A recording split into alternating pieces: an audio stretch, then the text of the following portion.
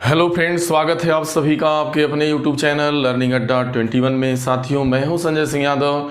साथियों, आज की जो वीडियो है ये काफ़ी यूनिक है। जैसा कि आप जानते हैं कि उत्तर प्रदेश के अंदर पुलिस भर्ती परीक्षा का आयोजन किया जा रहा है और ऐसे में यहाँ मैं इस वीडियो में आपके लिए उस सिलेबस के अंदर एक आपका जो सिलेबस निर्धारित किया गया एक टॉपिक है जिसे मानसिक अभिरुचि परीक्षा के नाम से जाना जाता है, यानी मानसिक अभिरुचि टेस्ट। तो यहाँ से मिनिमम 12 से लेकर के 15 क्वेश्चन जो आपका सिलेबस है वहाँ से आपसे पूछा जा रहा है। यदि यहाँ पे आपको इसकी अच्छे से जानकारी नहीं है, जो ये सिलेबस है इसके अंदर कौन कौन से टॉपिक रखे गए हैं और उन टॉपिकों के बारे में आपको कहाँ से पढ़ना है, क्या जानकारी उसके बारे में रखनी है, किस तरीके से आपको बस उसके ऊपर फोकस करना है, ये सभी जानकारियाँ आपको इस वीडियो में साथियों मिलेगी। जो है मैं ये आपकी पुलिस अभिरुचि परीक्षा की ये मात्र पहली वीडियो होगी और मैं उम्मीद करता हूं कि यदि आप अंत तक बने रहे तो इस एक वीडियो में ही आपका सारा डाउट क्लियर हो जाएगा और आपके पास एक कॉन्फिडेंस आ जाएगा और आप ही अपने आप से खुद कहने लगेंगे कि 12 से 15 जो क्वेश्चन पूछे जाएंगे इसमें से हमारा एक भी क्वेश्चन गलत होने वाला नहीं होगा। साथियों, यदि आप नए हैं, अभी तक आपने हमारे चैनल को सब्सक्राइब नहीं किया हुआ है तो साथियों कृपया करके हमारे चैनल को सब्सक्राइब कर लीजिए और वीडियो में आप अंत तक बने रहिएगा। तो यहाँ पर साथियों जो है बहुत सारे डाउट होते हैं जब हम बात आती है मानसिक अभिरुचि की। जैसा देखिए, कोई भी आपकी जो प्रतियोगी परीक्षाएं होती हैं जिस चीज़ को लेके कराई जाती हैं, यदि वो टीचर की वैकेंसी हो तो वहाँ टीचर आपका एप्टीट्यूड टेस्ट आपसे जाना जाता है कि यदि आप इस पेशे में, यदि आप इस प्रोफेशन में आना चाहते हैं तो उसके प्रति आपकी क्या पॉजिटिव रुचि है, यानी क्या आप अभिरुचि। देखिए, रुचि पॉजिटिव एवं निगेटिव दोनों होती है, लेकिन जब हम अभिरुचि की बात करते हैं तो वो वहाँ पे हमेशा सकारात्मक होता है, यानी जो आपका उस पेशे के प्रति जो पॉजिटिव इंटरेस्ट होता है वही आपका अभिरुचि कहलाता है। तो आपका पुलिस अभिरुचि जो सिलेबस रखा गया वो इसीलिए है कि यदि आप इस प्रोफेशन में आ रहे हैं तो क्या आपका वास्तविक रूप से आपके अंदर जो है पुलिस के प्रति यानी इस पेशे के प्रति आपका दिली इंटरेस्ट है कि यह किसी के बहकावे में या कहीं न कहीं बेरोजगारी या कुछ अन्य कारणों को लेकर के आप आ रहे हैं। तो यहाँ पे जो है इसीलिए यहाँ पर एक टेस्ट रखा जाता है जो अभिरुचि टेस्ट के नाम से जाना जाता है। अब हम लोग इसके अंतर्गत आने वाले मूल बिंदुओं को जाने कि आखिरकार आपको क्या क्या चीज़ें जाननी होती हैं और आपको किस, जैसे पहला ही है इसमें जो आपका अभिरुचि में आता है, जो पहला जो टॉपिक आपका रखा गया है वो आपका जनहित रखा गया है। वास्तव में जनहित क्या है? जनहित का मतलब सार्वजनिक हित से मतलब होता है ऐसा कार्य जिसके द्वारा बहुतायत लोगों का हित होता हो। तो आप देखते हैं समाज में बहुत सारे ऐसे कार्य होते हैं जो आप देखते हैं जनहित में जारी होते हैं, या बहुत सारी सूचनाओं को आपने देखा होगा तो लास्ट में लिखा होता है कि जनहित में जारी, यानी जिसके द्वारा बहुतायत लोगों का हित होता हो। जैसे आप देखते हैं कि पर्यावरण प्रदूषण की समस्या को लेकर के यदि कोई आप जो है मान लीजिए जनहित याचिका आप जारी करते हैं या जनहित के लिए कोई कार्य करते हैं तो वो आपका जनहित का मतलब बहुतायत हित से मतलब होता है। तो जनहित से जुड़ा एक क्वेश्चन आपसे निश्चित रूप से पूछा जाएगा और वो जो है यहाँ पर जो हम आपके लिए 8-10 एग्जाम्पल लेके आए हैं उसमें हम आपको ये बताएंगे कि कौन सी चीज़ें जनहित से जुड़ी है, कौन जनहित आपका नहीं है। आगे देख रहे हैं कानून एवं शांति व्यवस्था, जो अगला टॉपिक है वो वहाँ से आपसे पूछा जाएगा कानून एवं शांति व्यवस्था। जब हम बात कानून एवं शांति व्यवस्था की करते हैं तो आपको पता होना चाहिए कि पुलिस का जो मुख्य कार्य है वह यही कार्य है कि कानून एवं शांति व्यवस्था को बनाए रखना ही मात्र पुलिस का एकमात्र देखा जाए तो मेन कार्य होता है कि कानून एवं शांति व्यवस्था को बनाए रखना यही पुलिस का मेन कार्य है। अब इससे जुड़ी बातें यदि आपसे पूछी जाती हैं तो फिर आप बड़े आराम से ऐसे क्वेश्चन को, बस आपको कानून यानी विधि के शासन से मतलब है, कानून का शासन हो और समाज में शांति व्यवस्था यदि कायम रहती है तो ये कहा जाता है कि विधि का कानून का शासन है, यानी पूरे समाज में शांति व्यवस्था कायम है। अब बात आती है सांप्रदायिक सद्भाव। तो सांप्रदायिक सद्भाव से जुड़ा एक क्वेश्चन निश्चित रूप से होगा आपका। तो सबसे पहले आपको जानना होगा कि वास्तव में सांप्रदायिकता क्या है। यदि हम धर्म के नाम पे, चाहे वो कोई भी धर्म है, जो धर्म के नाम पे जो उस समाज में उन्माद फैलाया जाता है, जो अशांति फैलाई जाती है, वही आपकी सांप्रदायिकता के नाम से जानी जाती है, वो सांप्रदायिकता है। या धर्म के नाम पे जो दंगे भड़काए जाते हैं, वही आपकी सांप्रदायिकता है। लेकिन यदि आप सभी धर्मों के प्रति एक सद्भाव रखते हैं तो वही आपकी सांप्रदायिक या वह सांप्रदायिक सद्भाव के अंतर्गत आता है। यदि आप पुलिस बनने जा रहे हैं तो वास्तव में आपके अंदर सांप्रदायिकता का भाव है या आप अपने अंदर सांप्रदायिक सद्भाव रखते हैं। क्या अपने धर्म के प्रति आप बिल्कुल बहुत ज़्यादा आपके अंदर सांप्रदायिकता है, या आप जो है सभी धर्मों के प्रति आप एक जो है सांप्रदायिक सद्भाव रखते हैं, यानी सभी धर्मों का आप आदर करते हैं, सभी धर्मों के का आप समान रूप से सद्भाव आपके अंदर जो है बना हुआ है। तो कहने का आशय है कि यदि आप पुलिस बनने जा रहे हैं तो आपके पास जो है सांप्रदायिक सद्भाव की भावना का होना मस्ट है। और इससे जुड़े आपसे सवाल यहाँ पे पूछे जाएंगे, इसका प्रमाण मैं यहाँ पे दूंगा कि कौन सा क्वेश्चन कहाँ से लिया गया है।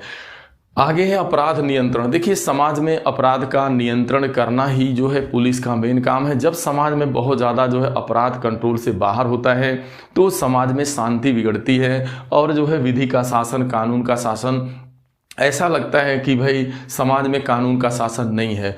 तो अपराध पर नियंत्रण करना आपका पुलिस का यह भी जो है आपका मेन रोल के अंतर्गत आता है। तो बस अपराध नियंत्रण के बारे में, कैसे आप अपराध को कंट्रोल करेंगे, क्या करेंगे, इसी से जुड़ा जो है आपसे पॉजिटिव सवाल, आपसे कुछ क्वेश्चन पूछे जाते हैं। घबराने की जरूरत नहीं है। यदि बस इनके तात्पर्य को आप समझते हैं, इनके आशय को आप समझते हैं, तो फिर ऐसे क्वेश्चन को आप कर ही लेते हैं।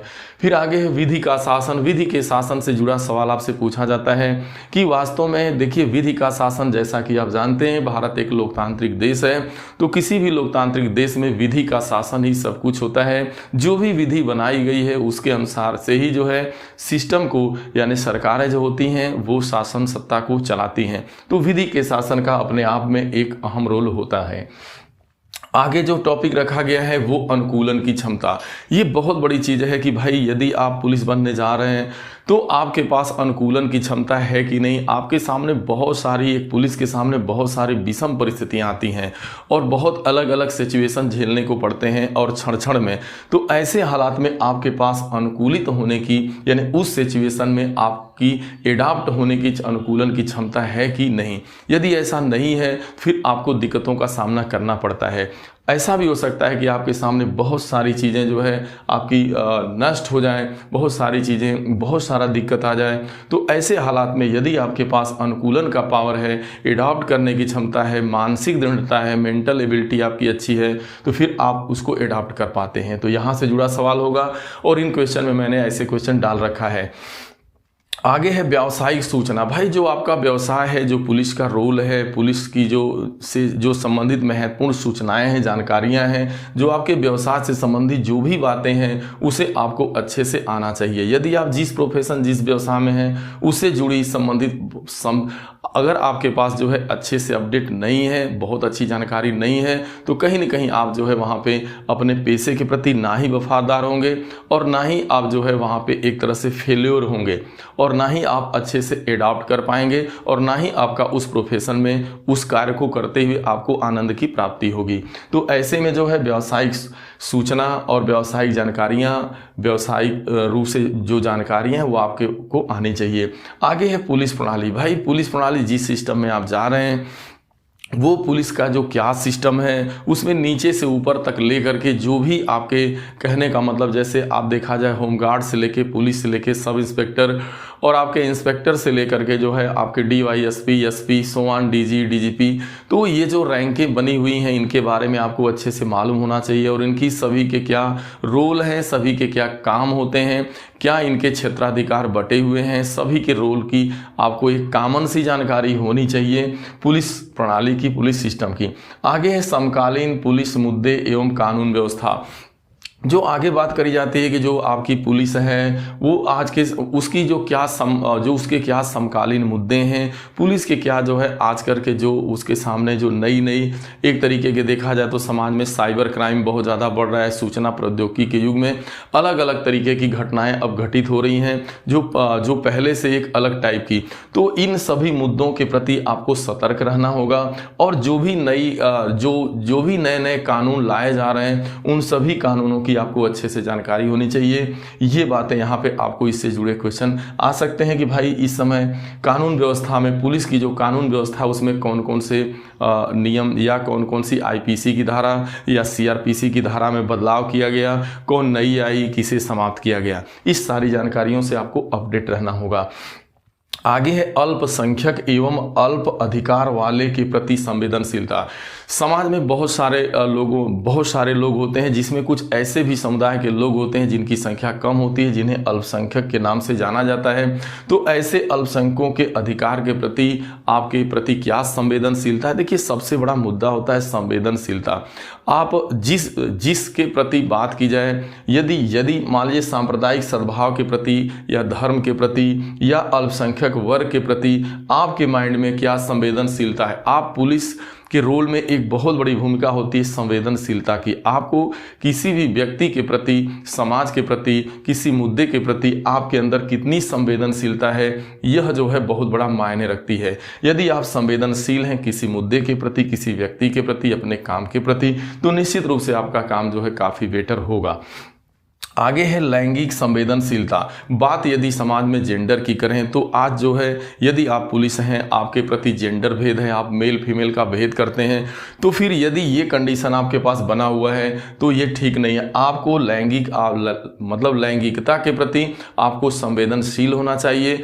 आप मेल फीमेल में कोई भेद नहीं करेंगे, आप सभी के प्रति एक समान भाव रखते हैं। तो लैंगिक संवेदनशीलता से जुड़े सवाल होंगे कि और यहाँ से आपको कुछ क्वेश्चन दिए जाएंगे और उसमें ये जाना जाएगा कि या जो कुछ क्वेश्चन होंगे उनमें ये पता चल जाएगा कि आने वाला जो व्यक्ति है जो इस पेशे में आना चाहता है वो जो है लैंगिक संवेदनशीलता उसके अंदर है कि नहीं, वो जेंडर के प्रति कितना संवेदनशील है। तो साथियों, ये रहे 10-12 टॉपिक रहे और इन 10-12 टॉपिकों से हर टॉपिक से आपका एक एक क्वेश्चन निश्चित रूप से पूछा ही जाता है। पूछने का अंदाज कुछ अलग होता है, वहाँ पे बड़ी जो है पहेली टाइप का आपसे पूछा जाता है, पहेली टाइप का दिया होगा, फिर उससे जुड़ी बातें आपसे जानी जाती हैं। वहाँ घबराने की ज़रूरत नहीं होती है जब भी ऐसे क्वेश्चन आए। तो यदि आपकी इन सभी टॉपिकों की अच्छे से नॉलेज है तो कहीं ना कहीं इन्हीं से जुड़े जो है आपसे क्वेश्चन पूछे जाते हैं। एक भी क्वेश्चन बाहर से आपका नहीं आता है, बहुत ज़्यादा टेंशन लेने की ज़रूरत नहीं है आपको। बस आपको इन सभी जुड़ी बातों के बारे में एक आपके पास कॉमन सेंस होना चाहिए। क्योंकि यह अभिरुचि परीक्षा है, आपके सीधा सा ये माइंड से कनेक्ट करती है कि वास्तव में आप कितना पॉजिटिव एटीट्यूड आप अपने प्रोफेशन के प्रति रखते हैं। तो चलिए अब ज़्यादा देर न करते हुए जो यहाँ पे कुछ क्वेश्चन है, ज़्यादा तो नहीं, 8 क्वेश्चनों के ऊपर हम लोग फोकस करेंगे और ये 8 जो है जो आपके टॉपिक हैं जहाँ तक उम्मीद है उससे वो कनेक्ट करेंगे। तो मैं बताऊंगा कि ये किससे कनेक्ट हो रहा है। अब देखिए, कह रहा है कि यहाँ पर जो क्वेश्चन है, कह रहा है जनता द्वारा पुलिस के कामकाज के खिलाफ उठाई गई सबसे गंभीर शिकायत कौन सी है।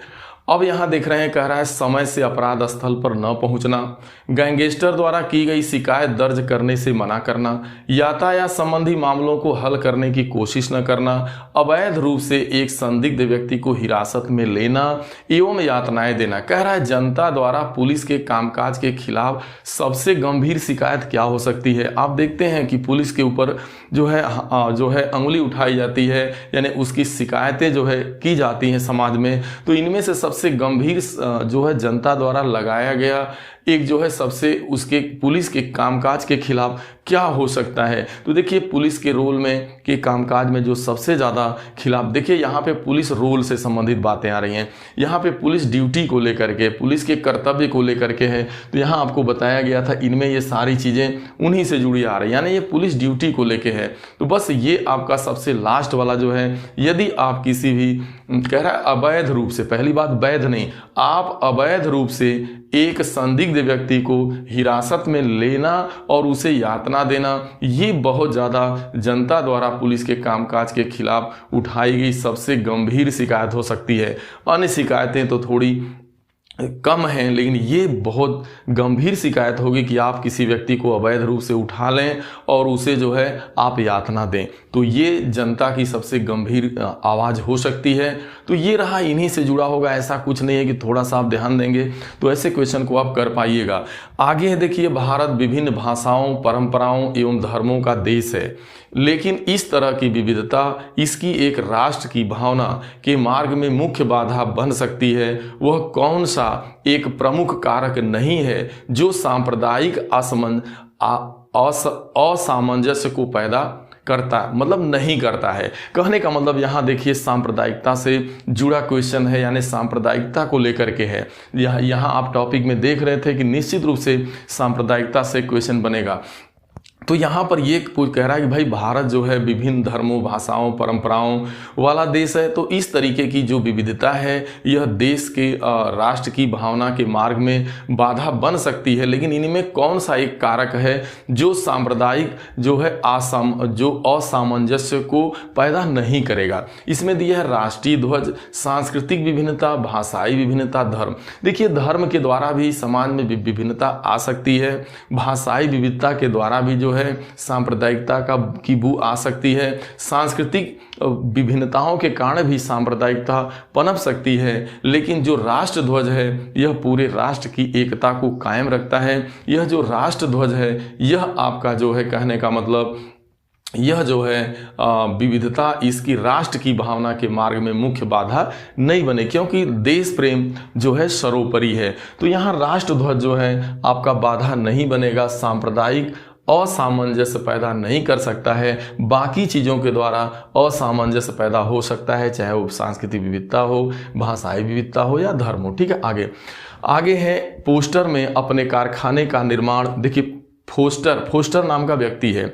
फोस्टर ने अपने कारखाने का निर्माण बहुत मेहनत और उत्साह के साथ किया, किंतु उसका दुर्भाग्य कि एक दिन आग की दुर्घटना में जलकर सब धूल में मिल गया। दुर्भाग्यवश वह अपनी कंपनी का बीमा भी नहीं करवाया था। उसके द्वारा कौन सी टिप्पणी जो है उसके मानसिक दृढ़ता प्रदान करेगी। कहने का मतलब देखिए एक व्यक्ति है जो बहुत मेहनत से कारखाने को तैयार करता है और अचानक से आग लगती है और उसका सब कुछ धूल धूसरित हो जाता है, और उसके बावजूद भी बेचारा वो बीमा तक भी नहीं कराया था। तो ये कह रहा है यहाँ उस व्यक्ति के द्वारा 4 टिप्पणियां निकलेंगी। कौन ऐसी टिप्पणी सही मानी जाएगी जो उस व्यक्ति के मेंटल एबिलिटी को दर्शाती। मैंने यहाँ पर सिलेबस में लिखा गया था कि मानसिक दृढ़ता, ये मेंटल एबिलिटी आपका बहुत बड़ी चीज़ है, यानी आपके पास कितनी मेंटल एबिलिटी, यहाँ पे एक मेंटल एबिलिटी भी आपका है। मानसिक दृढ़ता, कितना आप मानसिक रूप से दृढ़ हैं। तो कहता है शुक्र है केवल मेरी गलतियां ही जली हैं और अब मैं नए सिरे से शुरुआत कर सकता हूं। ये उसके द्वारा आवाज़ आ रही है।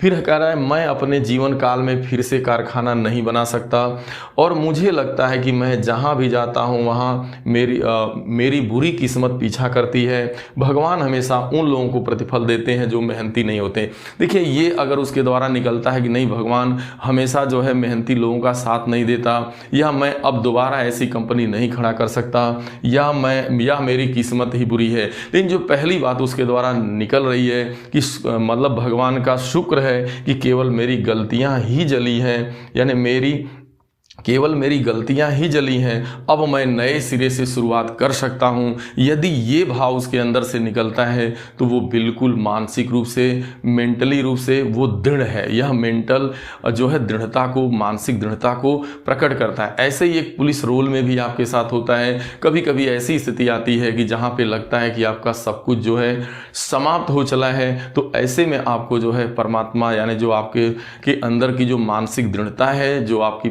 मेंटल एबिलिटी है, वही आपका साथ देती है। और यदि पॉजिटिव मेंटल एबिलिटी निकलती है तो फिर ऐसे में आप जो है पुनः उठ खड़ा होते हैं। आगे है सैम अपने लंच ब्रेक के दौरान एक पार्क में बैठा है।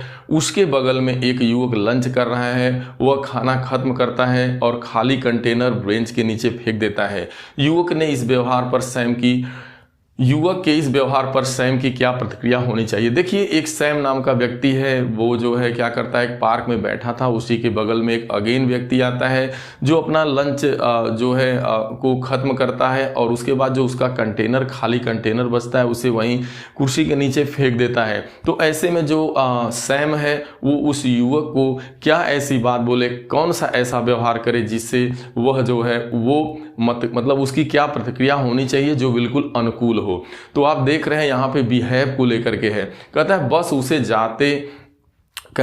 उसे जाते हुए देखते रहें और कुछ ना कहें। ये गलत बात है भाई। और आगे कहता है खाली कंटेनर को किसी कचरा की पेटी में डालने का अनुरोध करें, युवक के पास जाएं और थप्पड़ मारें और उसकी फोटो खींचें और सोशल मीडिया में डालें। यदि आप कोई व्यक्ति मान लीजिए गलत कार्य कर रहे हैं, अगर उसकी फोटो लेके सोशल मीडिया में डालेंगे, इससे द्वारा कोई फर्क नहीं पड़ने वाला है। युवक को जाके आप थप्पड़ भी नहीं मार सकते, ये तो और ही गलत कार्य है। और जैसे अगर कोई व्यक्ति है उसे ऐसा गलत कार्य अपने सामने होता हुआ देख रहे हैं तो भी आपके लिए आप एक पुलिस रोल देखा जाए तो आप एक अच्छे नागरिक नहीं हो। लेकिन कह रहा है कि खाली कंटेनर को किसी कचरा पेटी में डालने का आप अनुरोध करें। यदि आप उसे अनुरोध करते हैं कि प्लीज़ भाई इसे यहाँ न फेंको, आप इसे कचरे में डाल दीजिए, काफ़ी बेटर होगा। तो यदि आप उसे अनुरोध करते हैं और इस तरीके की बातों को प्यार से बोल के, तो पक्का इसका जो है परिणाम जो है आएगा। आगे है आपका जो है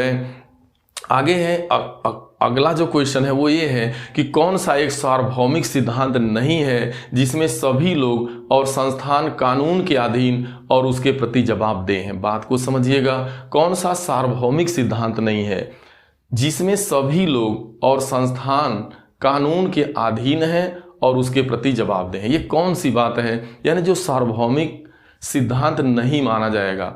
और देखिए क्या है कि जो विधि है वो सभी के लिए, सभी लोगों के लिए, चाहे वो सभी लोग एवं सभी संस्थानों के जो संस्थान होते हैं वो विधि के क्या होते हैं, अधीन होते हैं। कह रहा है कानून स्पष्ट, प्रचलित और खंडित है। कानून बनाने की प्रक्रिया सुलभ, निष्पक्ष और कुशल है। न्याय सक्षम और नैतिक प्रतिनिधियों द्वारा दिया जाता है। सरकारी व निजी कलाकार कानून के तहत जवाबदेह हैं। देखिए यहाँ जो सबसे उचित बात है वो यही है कि कौन सा एक सार्वभौमिक सिद्धांत नहीं है जिसमें सभी लोग और संस्थान कानून के अधीन हैं और उसके प्रति जवाबदेह हैं, ये बताना है। तो कानून स्पष्ट, देखिए जो कानून बनाने का काम है वो सब नहीं करते। कानून स्पष्ट, प्रचलित और खंडित है, ये इसमें पार्टिसिपेट नहीं करेंगे। बाकी कानून बनाने की प्रक्रिया सुलभ, निष्पक्ष और कुशल है, ये सारी चीज़ें इसमें आएंगी। तो ये जो पहला है वो आपका नहीं होगा। आगे विधि शासन के संबंध में कौन सा कथन गलत। देखिए यहाँ विधि का शासन वाली बात आई थी कि देखिए लोकतांत्रिक देश में विधि का शासन कायम हो, कानून में समाज में कानून एवं शांति की व्यवस्था कायम हो, सांप्रदायिक सद्भाव हो, ये सारी बातें आई थी। तो उसी से जुड़ा है, कह रहा है विधि के शासन के संबंध में कौन सा कथन गलत है। यह सिद्धांत है कि सभी लोग और संस्थाएं कानून के अधीन हैं और उसके प्रति जवाबदेह हैं। कह रहा है आमतौर पर शक्ति के मनमाने को रोकता है। भाई जो विधि का शासन है, कह रहा है वो शक्ति के मनमाने को रोकता है, मनमानी को रोकता है। यह लोगों के बीच भेदभाव नहीं करता। कानून का काम है, देखते हैं, यह लोगों के बीच भेदभाव नहीं करता, सही बात है। यह लोगों को शक्ति के दुरुपयोग की जांच करता है जिनको प्राधिकार प्राप्त है। भाई जिस व्यक्ति को ये प्राधिकार प्राप्त है वह यह देखते रहता है कि कहीं शक्ति का दुरुपयोग तो नहीं हो रहा है। और आगे है, यह व्यक्तियों को ऐसा अधिकार देता है जिन्हें आसानी से रद्द किया जा सके। देखिए यदि विधि का शासन है, यदि विधि बनी है तो उसे यह व्यक्ति को, यानी विधि को, जो विधियां बनी है, जो कानून है, उसे किसी जो व्यक्ति है, वो जो जनता है, उसके पास ये राइट नहीं होता कि उसे वो आसानी से रद्द कर पाए। यानी कह रहा है कि विधि शासन के संबंध में कौन सा कथन गलत है। यह सिद्धांत है कि सभी लोग, सभी संस्थाएं कानून के अधीन हैं और जवाबदेह हैं, बिल्कुल जवाबदेह हैं। आमतौर पर शक्ति के मनमाने को रोकता है, यह लोगों के बीच भेदभाव को कम करता है और शक्ति के दुरुपयोग के ऊपर भी रोक लगाता है। लेकिन कहता है कि यह ऐसा अधिकार होता है जिसे आसानी से व्यक्ति द्वारा रद्द किया जा सकता है। तो यही आपका गलत है, ये नहीं होगा। देखिए आगे, नील एक सर्जन है जो अनिल पर, ध्यान देना आप, नील एक सर्जन है जो अनिल पर बहुत जटिल सर्जरी करने जा रहा है। तो नील को कौन सा गुण उसे मानसिक शांति देगा? देखिए भाई, नील एक सर्जन है और वो अनिल पर एक गंभीर सर्जरी करने जा रहा है, बहुत ही जटिल सर्जरी वो करने जा रहा है। तो कौन सा उसके पास जो गुण होगा वो जो उसे काफ़ी शांति देगा? तो एक है दक्षता, दूसरा है ईमानदारी, तीसरा है सम्मान और चौथा है करुणा। जो सबसे ज़्यादा है वो दक्षता है। यदि वो अपने काम को अच्छे से दक्षतापूर्ण तरीके से यदि वो सर्जरी कर पाता है तो वही उसको सबसे ज़्यादा मानसिक शांति देगी। अगर ईमानदारी है, सम्मान है उसके प्रति और करुणा की, ये तीनों भाव हैं, लेकिन अगर वो सर्जन है, उसका अपने काम के प्रति कोई दक्षता नहीं है, वो अपने काम में दक्ष नहीं है, तो उसको मानसिक शांति मिलने वाली नहीं है। तो इसलिए यदि आप पुलिस बन रहे हैं तो आपका पुलिस रोल के प्रति आपकी मानसिक दक्षताएं जो होनी चाहिए वो मजबूत होनी चाहिए। आपका जो भी पेशा हो, आप पेशे के प्रति जब तक मानसिक रूप से दृढ़ नहीं रहेंगे, मानसिक रूप से दक्ष नहीं रहेंगे, तब तक आपको जो है मानसिक शांति मिलने वाली नहीं है। एक क्वेश्चन यहाँ भी है, वंचित बच्चे निम्नलिखित परिस्थितियों में इस एक को छोड़कर अन्य सभी कारण पीड़ित होते हैं। देखिए कह रहा है जो वंचित बच्चे हैं, जो ऐसे बच्चे हैं जो समाज से वंचित हैं, तो उन वंचित जो बच्चे होते हैं, जो समाज की मुख्य धारा से कट गए होते हैं, ऐसे बच्चों में कौन सा एक गुण, कह रहा है कि इस तरह मतलब एक को छोड़ के बाकी सभी से वो पीड़ित होते हैं। जैसे मान लीजिए कोई वंचित बच्चा है तो निश्चित जाहिर सी बात है कि वो उसके अंदर धन का अभाव होगा, और आगे कहता है शिक्षा का अभाव, आगे है वो पढ़ भी नहीं सकता क्योंकि वो समाज की मुख्य धारा से कटा हुआ रहता है, शिक्षा भी नहीं ले पाता है, और पोषण का भी अभाव होता है, उसे पोषण की कमी हो जाती है। लेकिन ज्ञान का अभाव, देखिए अपवंचित बच्चा है, चाहे वंचित कोई भी बच्चा, अगर वो अपवंचित बच्चा है तो उसके अंदर ज्ञान की कमी नहीं होती, बाकी सारी चीज़ें उसके पास हो सकती हैं, धन का अभाव, शिक्षा का अभाव, पोषण का अभाव, लेकिन ज्ञान का अभाव नहीं होता है। तो यहाँ पर आपने देखा था कि यहाँ पर इन चीज़ों में बहुत सारी चीज़ें आई थी कि अल्पसंख्यक एवं अल्प अधिकार वालों के प्रति संवेदनशीलता। तो आप इन चीज़ों को जानें कि जो समाज में वंचित हैं, पिछड़े हैं, जो अति पिछड़े हैं, उनको मुख्य धारा से जोड़ना भी आपका काम है, क्योंकि उनमें सारी चीज़ें आप देख रहे हैं, सारी चीज़ों का अभाव होता है, बट उनके अंदर आप देख पा रहे हैं कि ज्ञान का कोई अभाव नहीं होता है। तो साथियों, इस तरीके से आपने देखा कि यहाँ पे जो पुलिस की मानसिक अभिरुचि परीक्षा के अंतर्गत ये सारे टॉपिक हैं, जनहित है, कानून एवं शांति व्यवस्था, सांप्रदायिक सद्भाव, अपराध नियंत्रण विधि का शासन, अनुकूलन की क्षमता, व्यावसायिक सूचना, पुलिस प्रणाली, समकालीन मुद्दे एवं कानून व्यवस्था, अल्पसंख्यकों एवं अल्प अधिकार वालों के प्रति संवेदनशीलता, लैंगिक संवेदनशीलता और मेंटल एबिलिटी देखा जाए तो ये सारी चीज़ें के बारे में आपको बस बहुत ज़्यादा नहीं, एक बेसिक सा नॉलेज होना चाहिए। आपको कुछ इसी टाइप के क्वेश्चन पहेली बेस आएंगे जिसमें ऐसा कुछ भी नहीं होगा जो आप बिल्कुल, यदि आप इनके बारे में इन्हीं से जुड़े होंगे और इनके बारे में अच्छे से थोड़ी सी नॉलेज आपको बस ठीक ठाक है, तो फिर ऐसे क्वेश्चन आपके गलत नहीं होते हैं। बस इनको पढ़ने में जो टाइम लगता है आप इसको तत्काल जवाब दे पाते हैं। बस इतना ध्यान रखना है कि हमेशा यहाँ पे आपको पॉजिटिव वे में ही सोच के कोई जवाब देना है, क्योंकि इसका नाम ही है मानसिक जो है अभिरुचि, यानी पॉजिटिव एप्टीट्यूड टेस्ट आपका। ठीक है, तो साथियों ये वीडियो आपको कैसा लगा?